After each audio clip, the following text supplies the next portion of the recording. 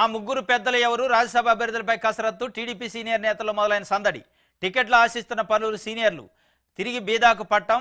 దాదాపుగా పేరు ఖరారు. 2 సీట్లపై పెరుగుతున్న పోటీ. జనసేనకు 1 సీటు కేటాయించే యోచన. అదే జరిగితే పెద్దల సభకు నాగబాబు. డిసెంబర్ 5వ తేదీలోపు అభ్యర్థుల ప్రకటన. ఆ ముగ్గురు పెద్దలు ఎవరు? మోపిదేవి వెంకటరమణ, బీదా మస్తాన్ రావు, ఆర్ కృష్ణయ్య. వీళ్ళు రిజైన్ చేశారు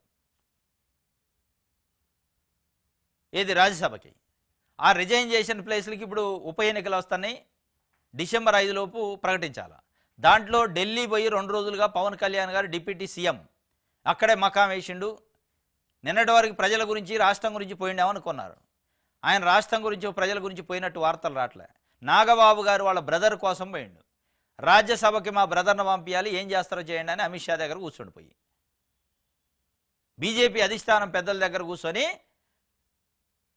మా అన్న నాగబాబుకి రాజ్యసభలో స్థానం ఇవ్వాలి, 3 ఖాళీ అయినాయి, దాంట్లో 1 మా అన్నకి ఇవ్వాలి, ఎట్టి పరిస్థితిలో కుదరదని చంద్రబాబు నాయుడు గారి దగ్గర చెప్పట్లే, పోయి బీజేపీ దగ్గర ఉంది.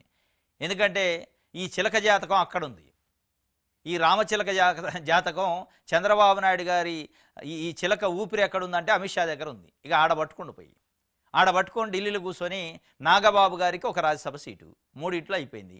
ఇంకో సీటు బేదా మస్తాన్ రావు, బీసీ కమ్యూనిటీ, యాదవ్ కమ్యూనిటీ, ఆయనకి.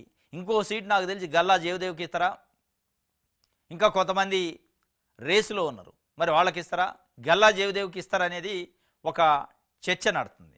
మొత్తానికైతే ఆ ముగ్గురు పెద్దలు ఎవరంటే, ఒకటి నాగబాబు గారు, ఇంకోటి బీదా మస్తాన్ రావు, ఇంకొకటి గల్లా జయదేవా, లేదా ఇంకా XYZ ఎవరైనా వస్తారా అనేది చూడాలి. ఇది జరుగుతుంది.